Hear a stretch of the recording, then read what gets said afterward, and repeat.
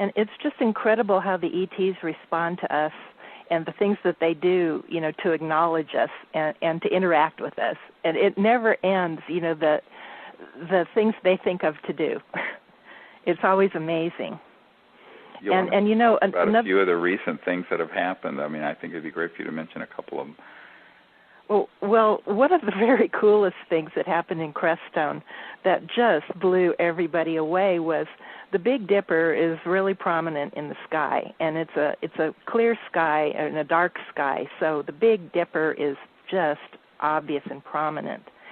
And when we were communicating with the ETs, they were making there's 7 main stars in the Big Dipper, and they were making them disappear one by one. Like we go, well, the corner of the bucket of the Dipper is missing, the corner star, and I looked at it with binoculars, and there were smaller stars in the background that were visible, but the big one wasn't. Now, you looked at it with night vision, which, is even better than regular binoculars because any light at all would show up there, and you didn't even see the big star. Well, what was fascinating about this is a few minutes before this happened, there was a beautiful golden ET craft that came in over the Great Sand Dunes. We were up at Blanca Peak, and it moved in and then went into a cloud, stayed there for about 10 minutes or 15 minutes, and then came back out and came over towards the Big Dipper and then went into another cloud. And then we didn't see it again, and then the sky became completely clear, crystal clear. Right, that's right. And as that happened, we then could see the whole Big Dipper and all the star field around it. Well, as this happened, it turns out that a member of our team had the thought, wouldn't it be great after this other sighting of this craft that came very close and flew in? It was very much in the atmosphere. It wasn't out in space, and it was sort of a golden amber color, silent. Everyone who saw that, were pretty amazed. What happened is that he had the thought, well, wouldn't it be amazing if the extraterrestrial visitors could make stars of the Big Dipper disappear or rearrange? And he had that as a thought. Now, the reason that's important is that we know that the extraterrestrial interstellar civilizations have electromagnetic systems for communication that interface with directed thought, particularly when you're in a higher state of consciousness that's coherent. We know this. This is a core part of what we're teaching on these trainings, is how to go into this samadhi state, then how to remotely view the ET craft, and then how to use a coherent thought and imaging to show them where we are and invite them to interact with us. And it's a very, very effective technology because the ETs have technologies that are interfacing with coherent thought. Just like a light that's coherent is a laser, thought that's in that state is very powerful, and it's like a laser thought, if you want to look at it that way. Well, he had that thought while we were in that meditative circle, and then this happened. Now, we didn't find that out till later that evening because he was so amazed. He didn't say anything while we were out under the stars with 40 people. I think he was a bit shy. And it turned out that I had a night scope that magnifies the light 32,000 times, which means when you're looking through it, you see stars through this binocular system that you can't even imagine are out there. It is so amazing. And when the ETs moved some kind of object very specifically in front of each of these stars that went on and off in the Big Dipper, and when I would look at them, I would see that the little tiny stars that were in that same area of the sky you could see very clearly through the night scope, but the big bright star that makes up part of one of the 7 stars of the Big Dipper, or at one time there were 2 of them that did this, would be vanished, invisible. Well, this is like bizarre, but it was just a unusual and very amazing way, and it was in a certain pattern. We're still trying to figure out what the signaling sequence was because we think it had some kind of significance in terms of some sort of a code.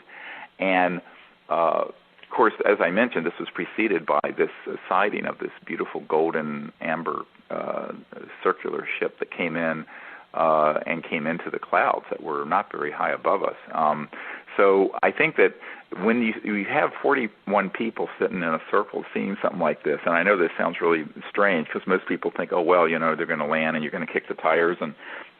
But many times the ETs will do things that are simply strange. They're just not necessarily what people expect from looking at science fiction movies, because you're dealing with intelligences that are extremely evolved and are working often on extremely abstract and spiritual levels.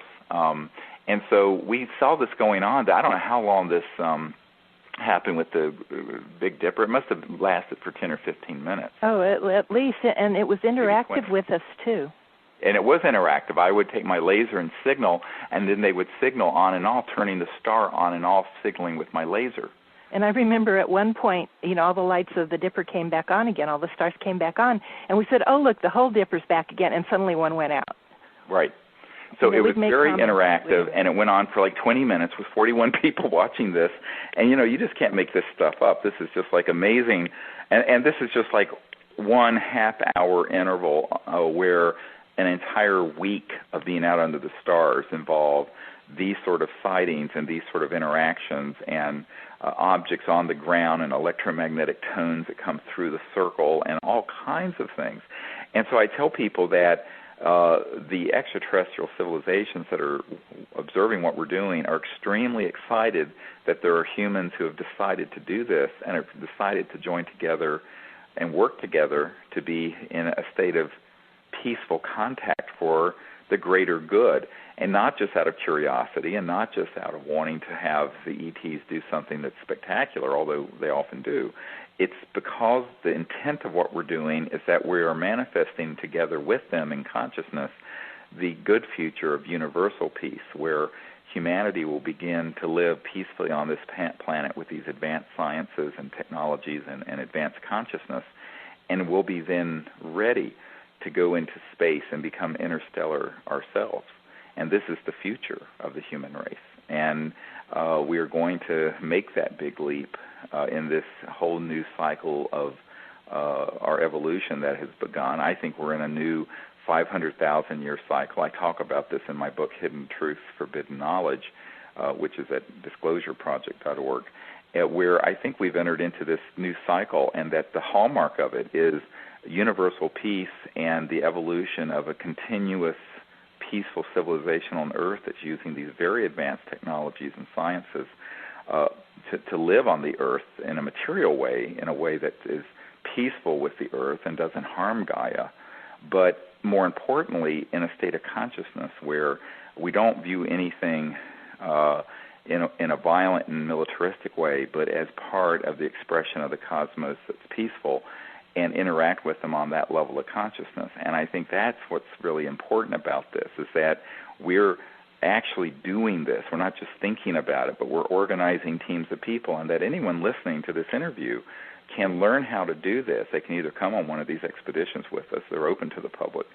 Or they can go and get the information from disclosureproject.org or cseti.org and learn how to make contact themselves, set up a group of people in your own local area, and set up your own contact team. And you'll be amazed. People have done this and have had just astonishing experiences in contact, and it's all been very beautiful and very peaceful. And so that's what's really exciting, is that from disclosure and from the early days of CSETI in the 90s, we now have thousands of people around the world. I mean, on this last expedition to Colorado, we had people from Australia, from Malaysia, from Canada, from all over the United States. We've had people come from Russia. We've had people come from Europe and all over, and even from Africa. So it's really exciting because this information is spreading around the world, and people are learning that they can become citizen ambassadors to these people who are visiting us from other planetary systems, and that we don't have to wait for the governments. In fact, if we wait for the governments to do it, it won't happen. That if we do it, it potentiates and leads the way for these governments of the world to do it in a way that's peaceful, because right now the only response that any governments are engaged in are these very classified and secret military operations that end up tracking and even targeting, shooting at these ET craft, and on a few occasions, unfortunately, have hit them and destroyed them. And this is why it's very important that humans who are more enlightened and more progressive thinking organize themselves into contact teams in their local area, no matter where you live, and say, look, it's time for us to make contact peacefully, because in doing so, we're showing the face of humanity that's the good side of us, the side of humanity that is enlightened and peaceful and forward-looking and nonviolent. And this is really key, because right now there's either denial about the issue, or there's been this military response, or there's been passivity, what we were talking about earlier, where you'll have people who just report something they saw. But that's not enough. We need to go from understanding they're here to doing something about it that's constructive. And so that's what the CSETI.org protocols are, is to do something constructive in real time, where we actually go out there and make contact and train people to know how to do it. And then also, what do they do? What do you do when a craft shows up? What do you do if something's right on the ground around you? How do you respond to it? How do you interact? What is the communication that you should engage in? All of these questions are things that we train and to go into very deeply for these week trainings. And we encourage people to look into joining us here in Virginia in October, and also at Joshua Tree in Palm Springs in California in November, and if possible at Mount Shasta in California in late August and September. I'm not sure if there's still much room in that particular expedition. I think may be already pretty much booked. Yeah, but that's the sort of thing that everyone can learn to do, whether or not they can come with us for a week out under the stars, although it's a magical experience to do so. And the people who are being drawn to the project, I know the ones we had in Colorado were just a wonderful group of people, and very, very beautiful souls, and very enlightened and extremely ready to make contact. And that's why every single night that we went out under the stars, we had sightings, we had contact, we had all kinds of extraterrestrial energy around us, and amazing things that we'll talk about more next time.